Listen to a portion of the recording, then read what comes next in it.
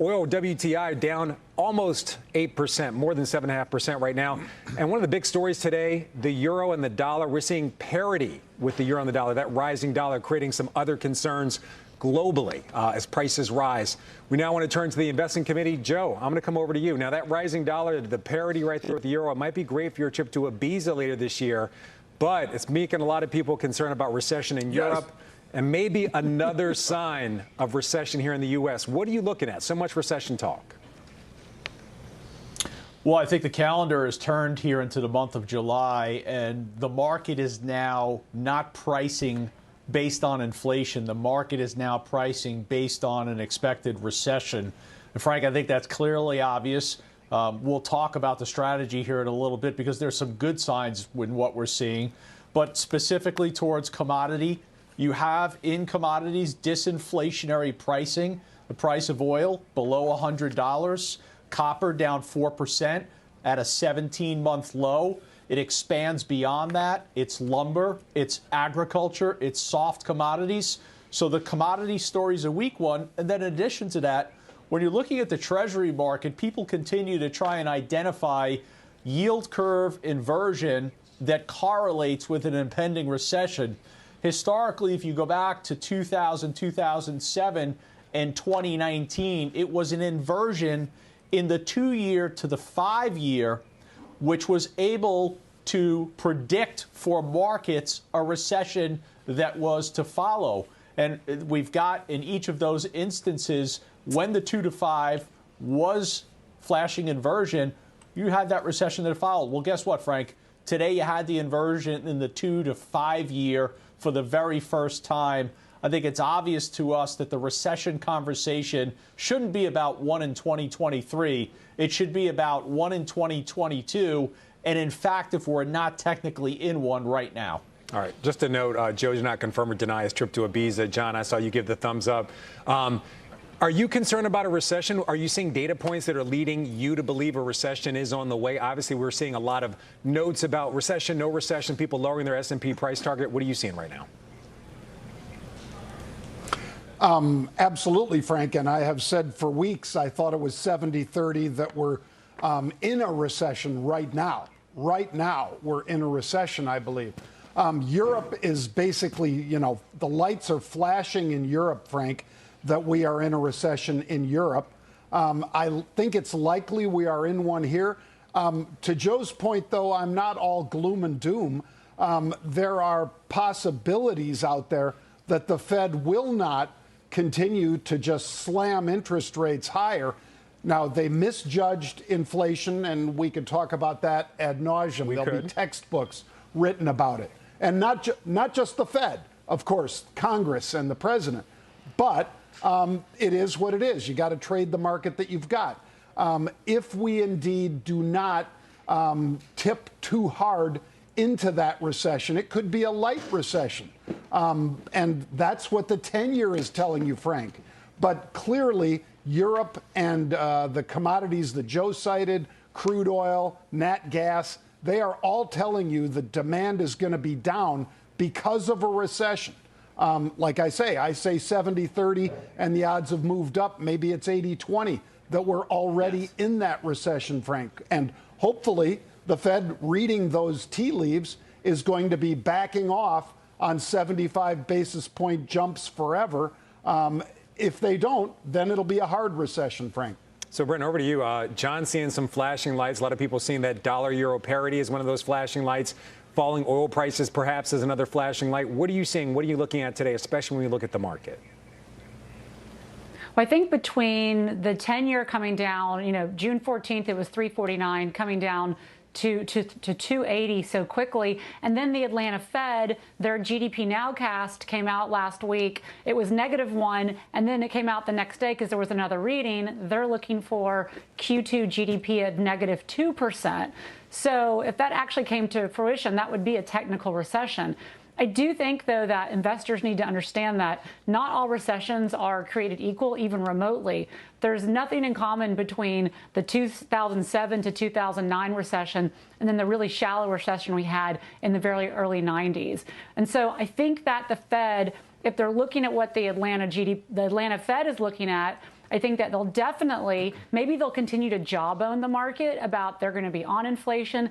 But I think after this next Fed meeting, I really think the narrative is going to switch, that they're potentially going to be pausing. Because to John's point, Europe is definitely, if some country is going to go into a recession, it's going to be Europe, just because they have no leverage to pull when it comes to fossil fuels and natural gas. We do here in the U.S. And so I definitely will continue to watch what the Atlanta Fed said. All of the readings are coming out lighter.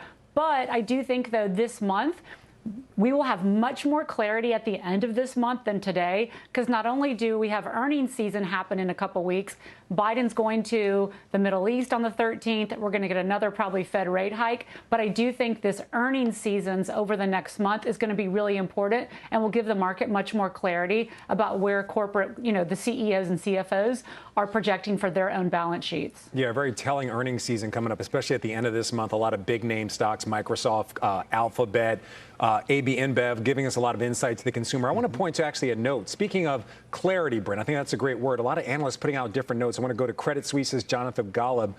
He actually cut his price target for the S&P down to 4,300, about a 14% rise from the levels we see now. And he said this: recessions are most accurately characterized by a meltdown in employment accompanied by an inability of consumers and businesses to meet their financial obligations. While we are currently experiencing a meaningful slowdown in economic growth, he notes, from extremely high levels, neither of the above conditions are present today. And I'm now joined by Josh Brown. I want to toss this over to you, Josh. Agree or disagree with Jonathan Golub?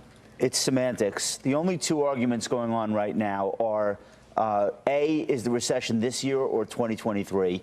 Not particularly important for investors.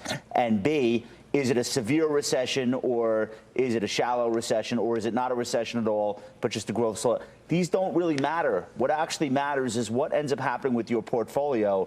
And the reality is, we've had recessions where the Fed was very aggressively fighting inflation, and those recessions have not been terrible for your stock portfolio. And a lot of the reason for why statistically that's the case is because markets do the hard work on the way in to the recession. Let's look at the last two times we had a recession during that process of the Fed fighting very aggressively. The first version of that is January 1980 to July 1980. Short, shallow recession. Stocks actually went up 14% during that recession and another 12% over the following year. The next year, again, statistical recession, July 81 into November of 82. So it lasted a little bit longer. Stocks did fine, 14.66% during, 25% a year after they said the recession ended. So you can make money with your portfolio whether or not the recession is now, it's next quarter, it's next year. That's not what you need to focus on. What you need to focus on is, when do I need the money? What type of returns are typical when stocks have already fallen? And can I deal with the headlines and the volatility long enough to receive those returns? This is what people really need to be concerned with. And the good news is, you've got a huge pullback in the stock market multiple that you were paying just as recently as January. And bonds at today's level are going to be competitive with cash, and hopefully soon with inflation. You can now earn, at the top tax bracket, something like 5.5% taxable equivalent in a portfolio of national muni bonds right now. That was not an option even 6 months ago. So there's a lot more you could do with the portfolio today that makes sense than even 6 months ago, 9 months ago. And that is the good news, regardless of when they want to give you that official recession announcement.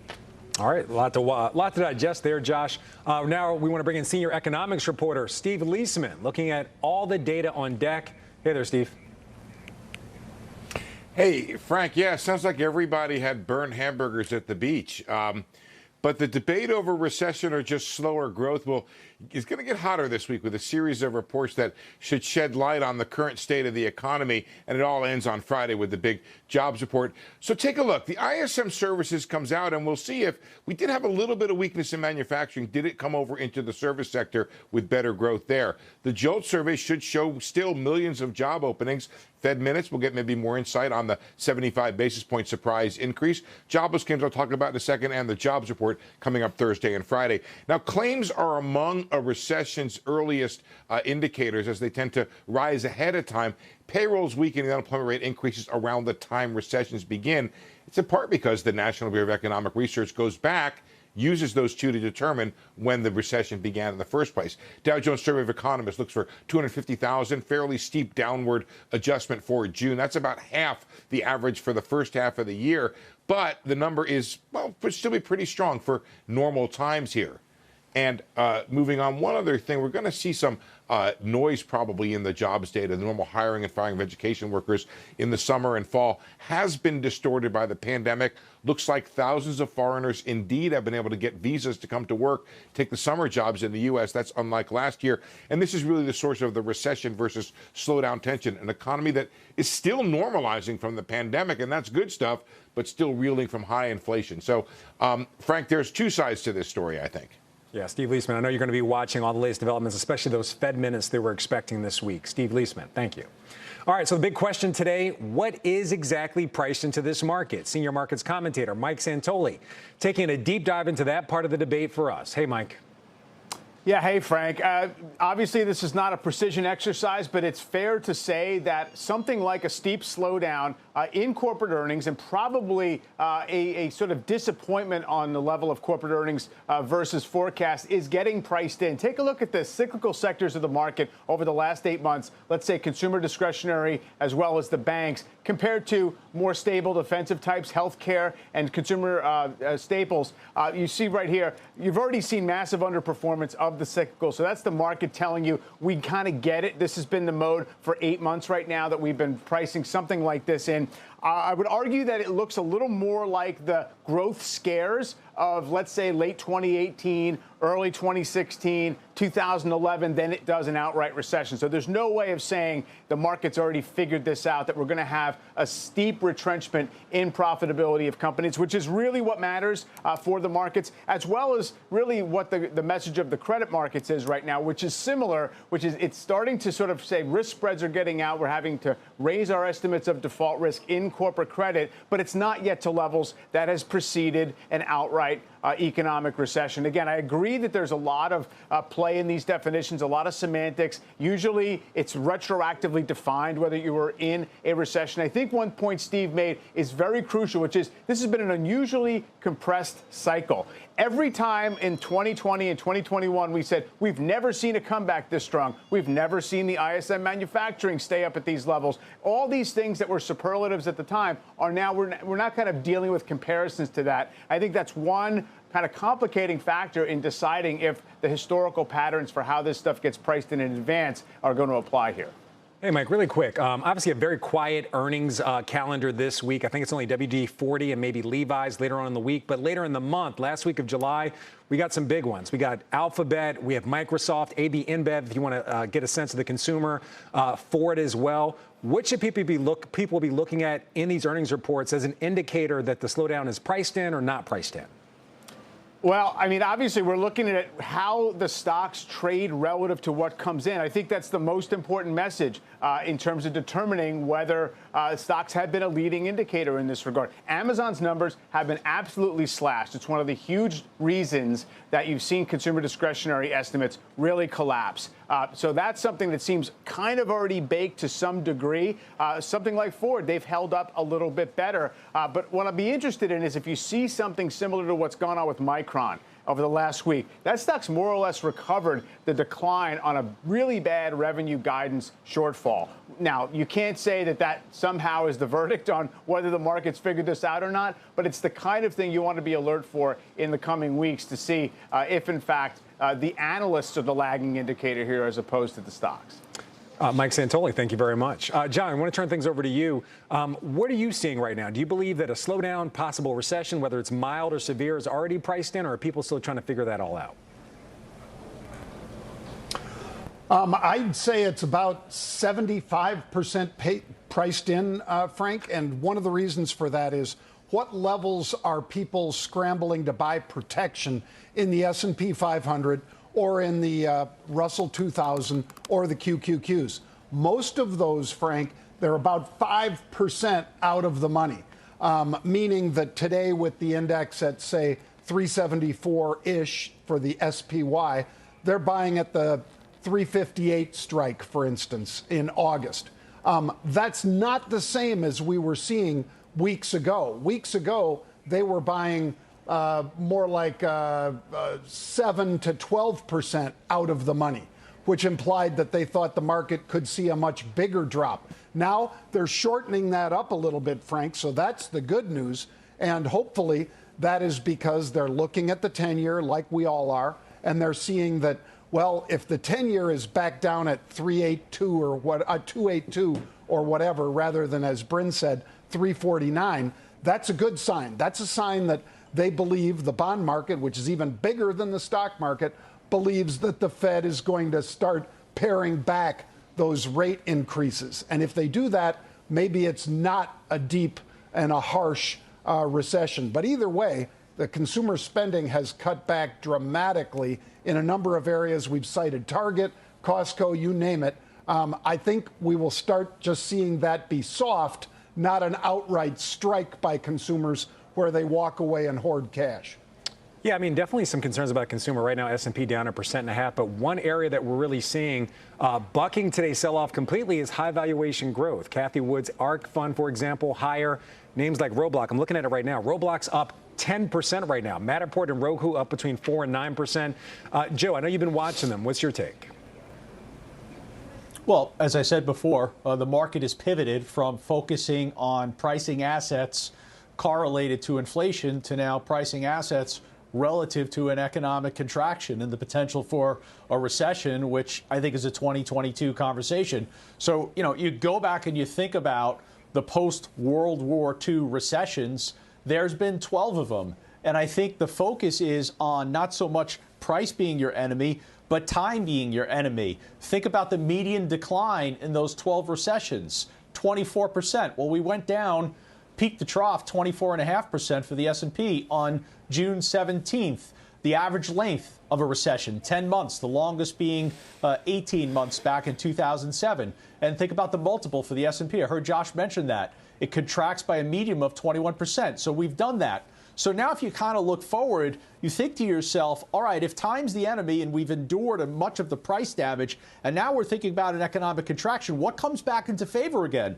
And that's a growth strategy. And that's a quality growth strategy. And looking at where the NASDAQ is and seeing the support today from growth, I wouldn't be surprised if by the end of the day, you're talking about a NASDAQ that actually goes green and stays green, because investors right now are now returning to prioritizing growth at a reasonable price because they're understanding you've got an environment where we're going to see a growth slowdown. All right, Bryn, over to you. I mean, one point I want to bring up is that the 10-year yield, it's really fallen. It's below 3%. I believe that right now at about 2.8%, which really helps out a lot of these high growth stocks. Is there something else causing these to rally? Again, Roblox up 10%, DocuSign up more than 4.5%, the cloud computing ETF up over 2.5%, really bucking the trend on the market. Well, so I think you've seen this basket of names, like Zoom is one of them, Roblox, Unity, not all of them, right? And so you're starting to see some, discernment between the Robloxes and the Zooms versus the Pelotons, which, is probably not going to recover. But this is really textbook. I mean, you saw this when the tech bubble burst.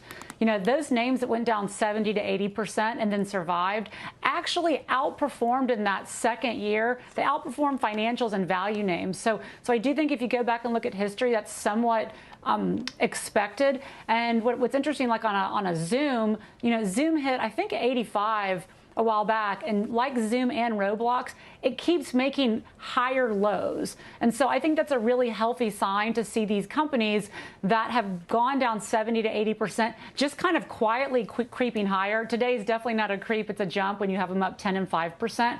But I think, though, as the narrative changes, and I do think next year we'll be talking more about rate cuts than rate hikes, the companies that have sustainable business models, like a Zoom, a Roblox, I think will continue to move up, have the potential to move up in price, and like some of the ARK names or ARK itself will catch a bid versus what I think, investors need to know.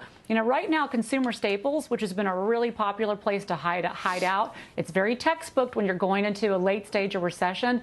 Consumer staples trade at a higher PE than tech right now. And so I think that you're starting to see this rotation, and you see consumer staples are down, whereas we're talking about right now, tech is actually having a pretty good day net. And John, over to you. You're actually buying Roblox calls. Is this on the strength of the falling 10-year yield? Do you think these stocks just immediately move up, or is there some other factor? No, it's not. This one anyway, Frank, is not on that. It's there is interest, pretty strong interest in the upside call buys for this one. Obviously, the stock has been slaughtered. It's down so dramatically that people, not just Cathie Woods, but people are saying, I'm going to take a shot at this one. I was willing to do that. I did it in the options, call options for RBLX. And I'm happy to be in there right now. Just like Bryn said, I think some of these stocks have been battered so severely that there is it's hard to imagine a much worse scenario for them. But no, it's not based on the 10-year, not this one anyway, Frank. All right, there we go. All right, still a hit here on halftime. Josh is making some moves in this market, plus John's unusual activity trades, and a number of chip stocks hitting new lows. One of our committee members is making some moves there. Halftime, back in 2 minutes.